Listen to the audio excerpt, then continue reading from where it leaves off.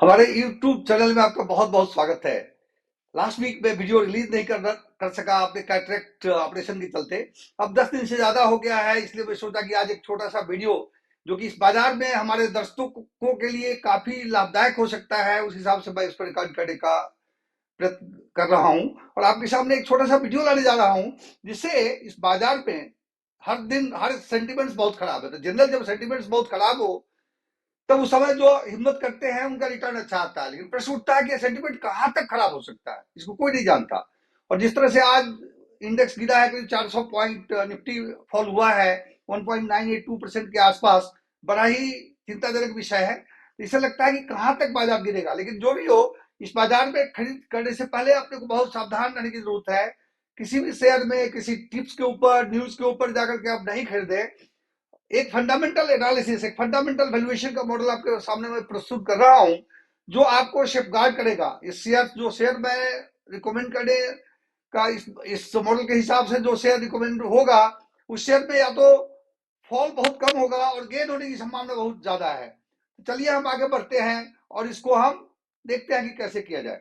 Normally बाजार average को follow करता है, लाइक लॉन्ग टर्म एवरेज के आसपास आता है, उसे नीचे आता है, फिर ऊपर जाता है। तो एक प्रूडेंट इन्वेस्टर के लिए यह जानना बहुत जरूरी होता है कि किस लेवल में हम बाई करें। तो इसी आधार पर मैं एक मॉडल आपके सामने प्रस्तुत कर रहा हूं, जिस मॉडल को देख करके उसमें अगर कुछ प्लग इन करें तो आपको प्रोजेक्टेड रिटर्न परसेंटेज 5 और 10 साल में मिलेगा, जो कि एक अच्छा इंडिकेटर हो सकता है इस बाजार में इन्वेस्ट करें या न करने के लिए। तो चलिए हम आगे बढ़ते हैं। इसका सबसे इसमें हम क्या किया है, इसको बढ़ने से पहले मैं आपको यह दिखाना चाहूंगा कि इसमें प्रेडिक्शन के लिए सबसे पहला शेयर हम लेते हैं सेंट्रल डिपॉजिटरी सर्विस लिमिटेड। यह शेयर टाइम एंड अगेन इस पर हम बात करते रहे हैं, इसलिए चलिए इस शेयर को हम देखते हैं।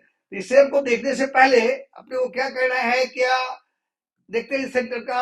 आज इस शेयर का फंडामेंटल क्या कहता है, इसके पी कितने हैं, और क्या इसमें अपने को इन्वेस्ट करना चाहिए या नहीं करना चाहिए। सेंट्रल डिपॉजिटरी सर्विसेज, यहाँ देखेंगे सीडीएसएल। तो आज इस शेयर 1108 रुपए पर ट्रेड हुआ है, जो कि 41.7 का पी है। और इसको अगर आप देखेंगे तो इसमें डिविडेंड यील्ड काफी डिसेंट हो गया है, और इसके पेग रेशियो भी 1.4 हो गया है, जो कि काफी डिसेंट है। हम इसको डायरेक्टली जंप करेंगे। देखिए 200 डेज मूविंग एवरेज से कम पर ट्रेड हो रहा है, बड़ी पॉजिटिव साइन है। इसको P valuation point of view से हम देखते हैं। अगर 5 साल का इसका पी देखे तो यह 5 साल के पी के लेवल से पर ही जस्ट थोड़ा कम है, और 10 साल के पी से कम ट्रेड हो रहा है। तो इसको हम अपने एक सीट में डेटा को यहां से हमने कैप्चर किया है, और यह डेटा शीट आपको एक्सप्लेन करेगा। देखिए 1108 रुपए का 41 के पी पर है, जो अगर एब्सोल्यूट रूप में देखें तो बहुत कम नहीं है, लेकिन इसका जो ग्रोथ पोटेंशियल है, जो फ्यूचर है, उसके हिसाब से देखें तो पी काफी कम है। 5 साल का मीडियन 45 है और 10 साल का मीडियन 39 है, जो कि हम स्क्रीनर से यह डेटा को प्लग किया है एक्सेल में। और प्रॉफिट ग्रोथ का इसका 25% के हिसाब से इसका प्रॉफिट ग्रोथ हो रहा है। आज का ईपीएस 26.37 है। तो इसी को अगर प्लग करे और उसी ग्रोथ का, तो ईपीएस आफ्टर 5 ईयर 81 रुपए का बनता है, और 10 साल के बाद 247 रुपए का ईपीएस बनता है।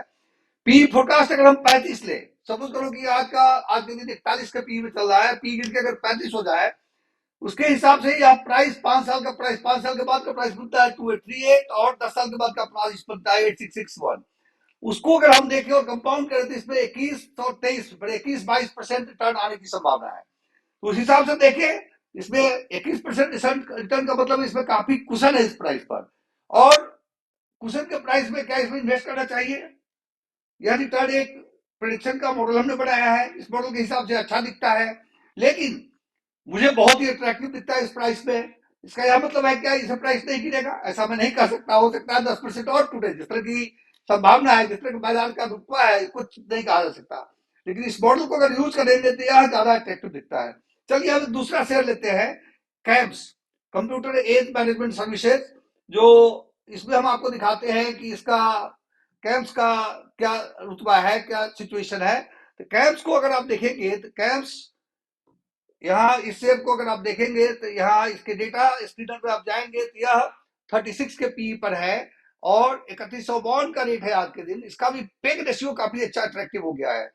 इसको भी आप अगर देखेंगे 5 और 200 डेज से काफी नीचे ट्रेड हो रहा है, उसे सारे शेयर आपको आज मिलेंगे। और इसका अगर आप देखेंगे तो 5 इयर्स का एवरेज था करीब करीब 45, और आज इसका पी 38-39 हो चुका है।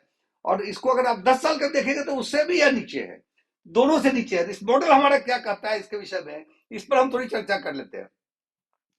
तो इसके मॉडल को अगर आप देखेंगे, जो हमने मॉडल बनाया है प्लग इन करने के लिए कैम्स का, तो 3152 का आज का रेट है, 36 का पी हो गया, जो कि 5 इयर्स और 10 इयर्स से कम है। इनफैक्ट इसका 10 साल पहले शेयर था ही नहीं।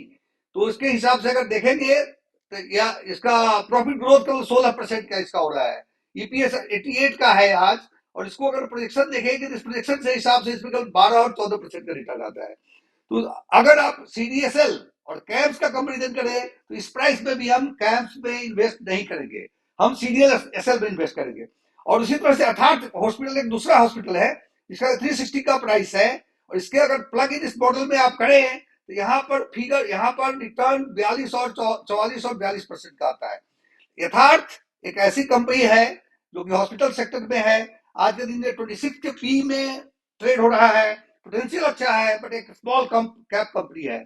स्मॉल कैप कंपनी को देखते हुए इसके ऊपर गंगो होना उतना उचित नहीं होगा, लेकिन यह काफी अट्रैक्टिव दिखता है इस प्राइस पे। उसी तरह से ट्रेड को अगर आप देखें, बड़ा इंटरेस्टिंग है। टाटा टाटा का मैनेजमेंट है, बैक मैनेजमेंट का टाटा मैनेजमेंट है, 116 के पी पर ट्रेड हो रहा है, जो कि स्टैंड अलोन के हिसाब से ज्यादा है। लेकिन रिटेल सेक्टर में अगर आप देखें तो अगर आप इवन डीमार्ट का पी देखें तो 85-89 के आसपास होगा। इनफैक्ट रिटेल का में इसका कंपेरिजन डीमार्ट से किया जा सकता है। ट्रेंड डीमार्ट से काफी तेज गति से इसका विस्तार हो रहा है। इसका अगर 5 साल और 10 साल का भी देखें तो उसे काफी कम ट्रेड हो रहा है। प्रॉफिट ग्रोथ का रेट 50-52% है, और इस हिसाब से अगर प्लग करें तो इसका अट्रैक्टिव रिटर्न आता है 45 और 51% का रिटर्न आता है। अगर इस ग्रोथ रेट को आप कम भी कर दें तो अभी 25% 20% से कम नहीं आता है। तो दोस्तों, इस वीडियो से इस मॉडल में हमने क्या किया, इस मॉडल में का जो हमने सिचुएशन बनाया है कि आप ईपीएस लीजिए और उसके ग्रोथ रेट को देखिए, ग्रोथ रेट को आप प्रिडिक्ट करिए। सपोज करिए ग्रोथ रेट किसी का एवरेज ग्रोथ रेट है पिछले 3-4 साल का 45%, और मैं भी उसको पर अपने प्रोजेक्शन पॉइंट ऑफ व्यू के लिए आप 25% 30% पकड़ सकते हैं। उस ग्रोथ रेट को प्लग कीजिए और ईपीएस जो आज है उस ग्रोथ रेट से उसको ग्रो कीजिए, और ग्रो करके पी को भी सपोज करो 105 का पी है, अगर 80 का पी हो जाता है तो क्या होता है, उसको पी अगर उस मॉडल में हम प्लग करें तो आपको अपने को एक प्राइस मिलता है। उस प्राइस को और करंट प्राइस के रेशियो को देखते हुए हम रिटर्न ऑन इन्वेस्टमेंट कंप्यूट करके लास्ट 2 कॉलम में दिया है। और हमने 3 कंपनी, आपको कई कंपनी दिखाया, जैसे सीडीएसएल दिखाया, कैम्स दिखाया, यथार्थ दिखाया और ट्रेंड दिखाया। इसमें सीडीएसएल और कैम्स दोनों एक ही मार्केट सेक्टर से है, लेकिन सीडीएसएल ज्यादा अट्रैक्टिव है। उसी तरह से यथार्थ और ट्रेंड को अगर आप देखिए, यथार्थ भी अट्रैक्टिव है, ट्रेंड भी अट्रैक्टिव है, लेकिन ट्रेंड का मैनेजमेंट, ट्रेंड का ग्रोथ रेट, उन चीजों को देखते हुए लगता है कि ट्रेंड बहुत अच्छा पाई है इस रेट पर। इसीलिए अपने को क्या करना चाहिए कि आपके सामने जो भी दूसरा शेयर भी आता हो, इस तरह का एक मॉडल बनाइए, बेसिक्स को देखिए। आज केवल टेक्निकल में जाने से तकलीफ का विषय हो सकता है, टेक्निकल बहुत इंपॉर्टेंट होता है। मैं नहीं करता, टेक्निकल चलता नहीं है, मैं भी टेक्निकल चार्ट देखता हूं, लेकिन उसके फंडामेंटल को देखिए, बेसिस को देखिए, और उस बेसिस के ऊपर अगर आप इन्वेस्टमेंट डिसीजन लेंगे तो आपका फ्रस्ट्रेशन नहीं होगा। यह मेरा बहुत स्ट्रॉन्ग बिलीव है, और मैं भी जो थोड़ा बड़ा इन्वेस्टमेंट आज के दिन करता हूं वह इसी बेसिस पे कर रहा हूं मैं। इसलिए मैंने सोचा कि इस बेसिस को आपके साथ शेयर किया जाए ताकि इसको आप देख सके, लाभान्वित हो सके। तो मुझे लगता है आज का वीडियो आपको अच्छा लगा। अगर यह अच्छा लगा तो आप लाइक बटन प्रेस करना ना भूलें। अगर आप इस चैनल को सब्सक्राइब नहीं किया है, please do subscribe to the channel. Thank you so much for your time. जय हिंद।